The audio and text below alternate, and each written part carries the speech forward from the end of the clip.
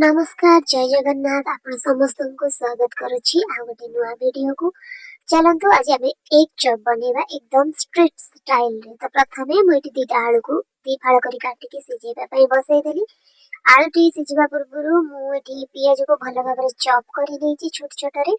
गोटे पियाज दीटा कंचा लंका आपण आपनकर आगो हिसाब रे नै परिबे। दीटा कंचा लंका किछि धनिया पत्र को भी छोट छोट काटी के रखी देछि आ अंडा दीटा सिझी के मोइठी नै जाय। तो प्रथमे आलू को चोपा छड़े की ताको भलो भाबरे आमे चकड़ी दबा।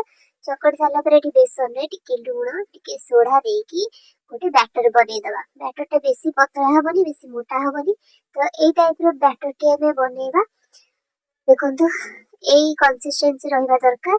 तो प्रथमे अंडा को आमे दी फाळ लेखा करि दबा। तो आलू रे एबे पियाज धनिया पत्र कंचा लंका हळदी गुंड टिके अदा कोरा टिके गरम मसाला देकी तापर टिके लूण देकी आ चाट मसाला आमचूर पाउडर गोटे गोटे चामच देकी छोटे छोटे टीस्पून लेखा देकी तो आको आमे बेठी चकड़ दबा। तो चकड़ सारला परे देखंतु मोर आलू चकड़ा पूरा रेडी हे जेजी। एबे आमे ताकू छोटे छोटे गुळा टाइप रो कर दबा जेमति एक सहित पूरा फिक्स हे की से रहिबो। तो देखंतु कि एमती आमे अंडा ऊपर ताकू देई दबा देकी बेसन रे डीप करिकी गोटे बेसन जेमति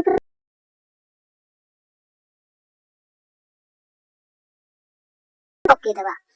से लो फ्लेम रे हमर छाणीबार अछि ताकू बेसी हाई फ्लेम रे करले से पोडी जिवो। तेनु करी देखंतु किते पूरा यम्मी देखा जाउची आ खाइबा पय भी बहुत टेस्टी।